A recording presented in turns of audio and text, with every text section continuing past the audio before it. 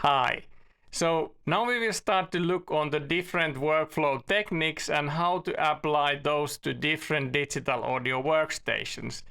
We will start with Ableton Live and we'll go into presets and browser libraries. And then we will do those things in different other digital audio workstations to see how do they support this type of workflow techniques. Let's get going with Ableton Live.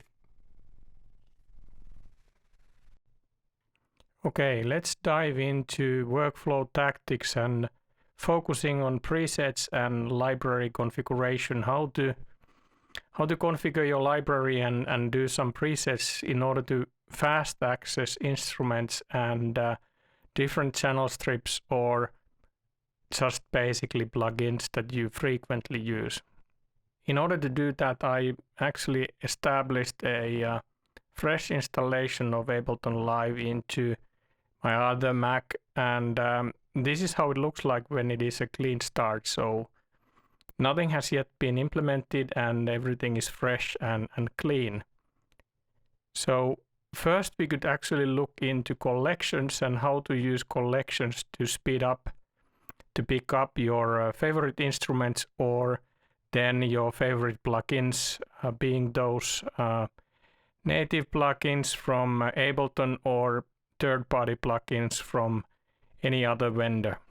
So let's get going with adding things into collections and how that basically takes place. That let's go and add maybe some things into your favorite, just as an example, like for example compressor, something that you might frequently use. You just go and right click on it and then select it into which category you will place it, and then that's it pretty much. Then you can go over here. Oh, sorry, I took it away.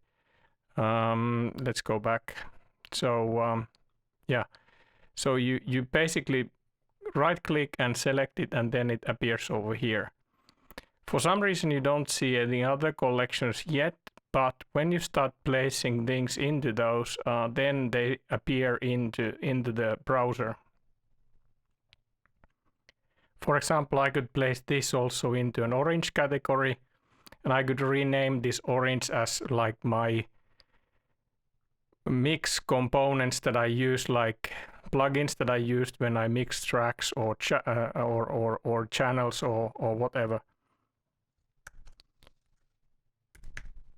So by Command R you can get into a rename mode, so you can rename it. And now it is basically known as a mix collection, and you have now two collections. You have mix and favorites. Then you could go to any plugin that you favor to be used in your kind of you frequently use. So you can put a for example a Pro Q 3 from FabFilter, Pro L, Pro C. Then, for example, you could go and pick some universal audio stuff, saying that like I use quite frequently LA2A as well as 1176, and of course Fairchild also. So if I pick those just as an example, so when you click over here into collection, you see all the plugins over here that you have now selected. And then you can just take and drag and drop it over here, and you don't need to go into any of these menu structures to find out where the plugin is. Then similarly, if you would like to create another collection, you can just place this into the new one. Like you have 7 of those altogether that you can use and rename. I usually use mix, and then this one I use as a FX. So different effects that I use, for example, I would add a chorus effect over there. Then I could add also, for example, from FabFilter, I could add a timeless into that effect category and Vulcano. So now I have those placed over here, and this is how you can work yourself through with these collections. Then of course, if you would like to have your synthesizers in one collection, you can go over there and also pick one, and like let's put it into 7, so it automatically goes over there. And let's do a synth collection, so I could now place anything that is synthesizer in there, and so and you could also go to a to different section over here, like audio units, and let's take some example from an audio unit to synthesizer like FM8. So now I have those two placed over here, and then of course now I can just use them by dragging and dropping, and they are immediately available. So this is one very handy way to kind of improve your workflow, to create these collections and then select the right plugins into those collections so that you could fast access those, and you don't need to go like into any menus and menu structures or in a browser. Of course, search is quite handy in Ableton Live as well. So you can actually find things very easily if you type right. Let me see, let's do Command F and then Pro C, for example, and 3. Okay. Let's think, I might have it with dash. Yeah. So Pro C Q3, for example, you could find and search those also easily. So that's one way to do it. I have actually done an extension to this while using actually Metagrid within the system, so I can show quickly in my studio computer how does that work. Anyway, that's pretty much it from building these collections and selecting plugins into it. Then you have another way of doing things also in Ableton, as always, and in any other DAWs. So you could basically go over here, and then once you have selected, for example, the FM8, you could actually store this as a preset.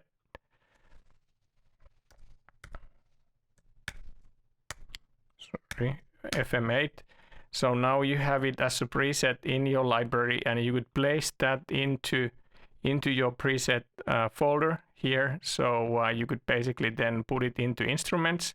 Then when you go into instruments, you will see that now the FM8 is here. And then when you drag and drop it into your project, then you can fast access it also. Another thing with Ableton Live is that if you want to do a bit more advanced things, for example, what I have done with in this case as an example with output instruments that are within they are within Contact. So I just basically drag and drop it into my track, and then it is automatically basically set up to be used. As well as I have mapped these controls so that these macros reflect the macros within analog strings. So I avoid of going to browser in Contact and finding the instrument and doing all these mappings. And how do you do that is quite straightforward. So basically what you need to do is that you go into instruments, and then you actually use an instrument rack. So you place an empty instrument rack in instrument rack here. Then you go and find a complete Contact and you place it into an instrument rack. And then from here you need to select the right instrument to be used. So in this case, if I use analog string, I just pick it up, and then now I have it here. And then now if I would like to map these macros in Ableton, I can just go over here and open from this arrow, open it up and say configure. Then when I move it over here, you can see that it picks up the parameters in Ableton. And now when I'm done, I'm happy with those.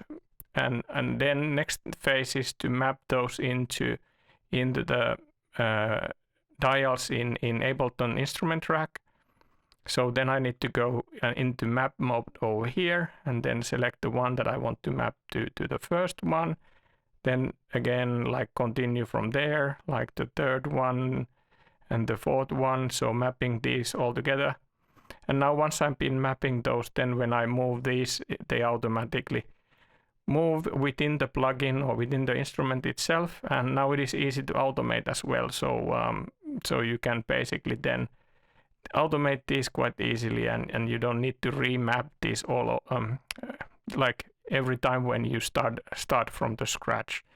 Then of course from here you can save the whole thing from here. So you go to the instrument track into save mode, and then you say that, you know, this is analog strings.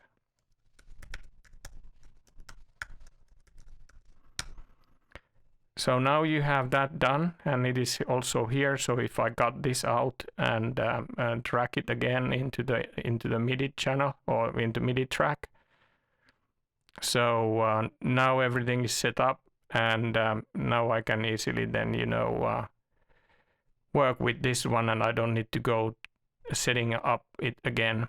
Everything works great. So these are the things that you can do in the library, and that will help you a lot, so that you save a lot of time when starting to build these in your own system. One other thing is in here is that you can actually create these. As you can see, I have created these folders. So you can go here and right click again and say that, you know, new folder.